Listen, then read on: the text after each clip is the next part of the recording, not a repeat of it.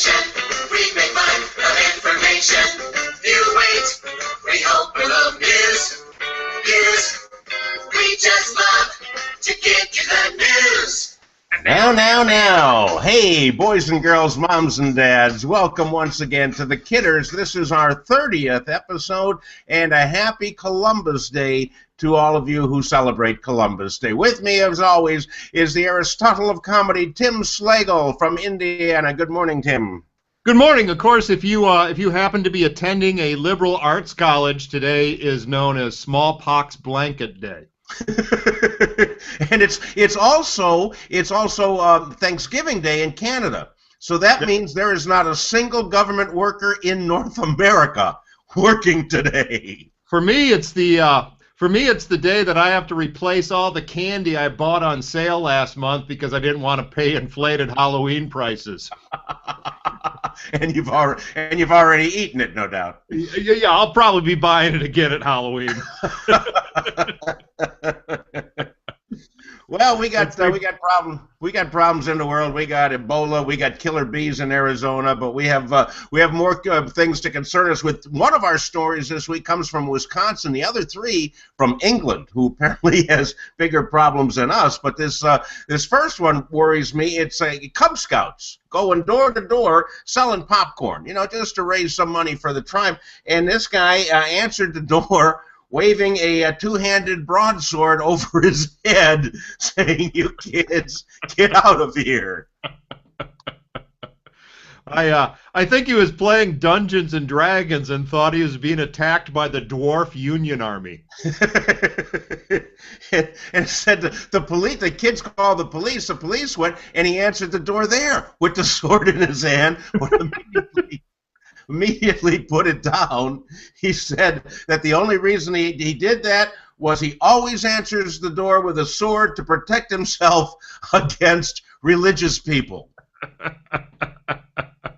Wow. So apparently he's heard that the sword is mightier than the scripture. I have no idea who that. I mean, I've never really met a violent Jehovah's Witness. Maybe he wants a Mormon to beat it into a plowshare for him.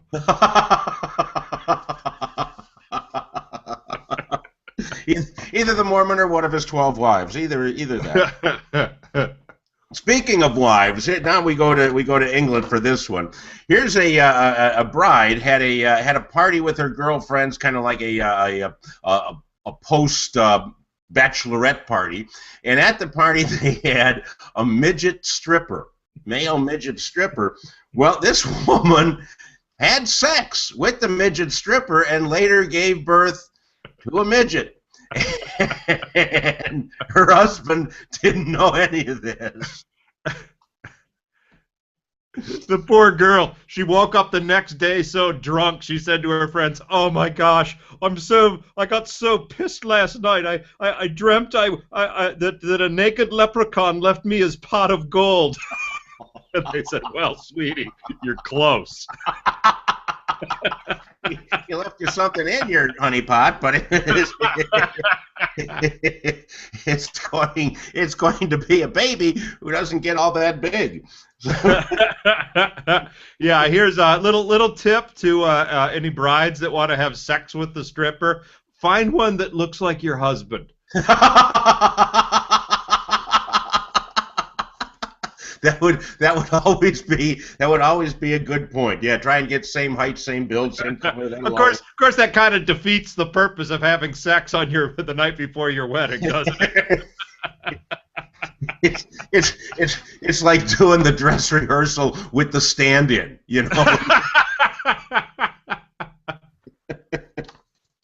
All right, how about this one? Over in where is it? Norwich, England, at the University of East Anglia, which I've never heard of before. Apparently, they want to try and cut down on their water usage, so they are encouraging their 15,000 students in the student body to all, instead of going in the toilet, pee in the shower. Well, of course that's England. They're very proper there. In America, we've been saving water for years. But, showers in a college, they're generally like in a locker room. They're not really individuals. I don't want to be standing next to some guy. He turns to talk to me, and all of a sudden he's peeing on my feet,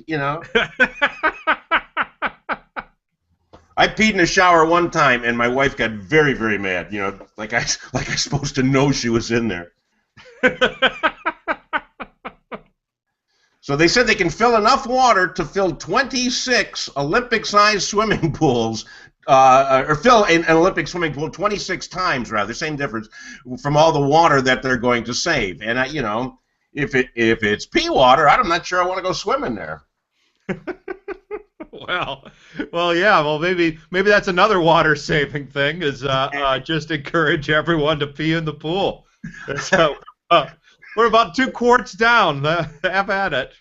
And they're also going to save even more water by continuing not to brush their teeth. So, there's that, too. By the way, if you haven't noticed, that was the second bad English accent I tried to do right there. It was. The first one came out as Irish. I think that one came out as somewhat like Eastern Indian. I think possibly Cornish, maybe. And here's the weirdest story from England. Over there they have the National Health Service, which is kind of like Obamacare, except they pay for everything.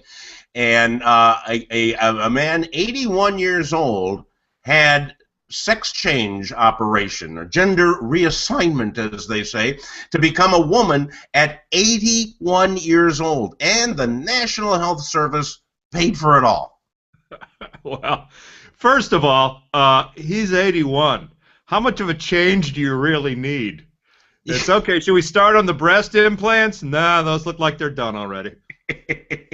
we can probably remove your sack to keep it from bouncing against your knees. The reason why he had to wait to 81 was because he was on national health care. He's been on a waiting list for the past 60 years. and he said that he went into the hospital for a hip and knee replacement. And the doctor said, we could snip it off for you while you're in here. And the whole thing only cost £4,000. So I don't know. That's probably about $6,000. That's a very cheap reassignment surgery. I don't know if they're using duct tape or whatever to make the new parts, but there it is. Is there a reason why we did all British stories on Canadian Thanksgiving? There were no Canadian stories. It's as close as we could get to honor our neighbors to the north. Yeah. Well, we wanted to remind Canada that they can be thankful they're no longer British. But they've got that same healthcare program, so, wise up, all of you people who want to swap sides. It's available and very affordable. Well, we missed Vicky this week, who was out somewhere doing good works, as her nunness is inclined to do. But just between you and me, our closing question: what do you think is how are you going to protect yourself against Ebola? Another woman got it who was wearing a full hazmat suit when she treated a guy, so apparently that's not it. So how are you going to protect yourself from Ebola? I just learned it was a virus. I thought it was a Chinese restaurant. Either one, if you get to a bowl of fortune. I thought it was a place where you could play 10 pins, but it's neither one. And they're stopping anybody with a fever. If you've got a fever now, they think you might have Ebola. So I just plan on sitting in a tub of ice just to keep my temperature low. Or if you're traveling, pack Tylenol. Exactly. You're wear like about 4 or 5 of those masks. I'm sorry, what? I'm sorry, what did you say, Tim? I missed. I said if you're traveling with Ebola, pack Tylenol. It's going to be very necessary. So hopefully nobody out there has Ebola. Everybody got a laugh or two from this, and we're always proud to bring this to you. So on behalf of myself and Tim Slagle, this has been the Kidders. And anything to plug, Tim? I'll be in Holly, Michigan at the historic Holly Hotel this weekend. Beautiful. I'll be back here in Chicago working on the Friday Funnies. Get them at DaleIrvin.com. And we will see you fine folks with more irreverent stories from whatever country next Monday.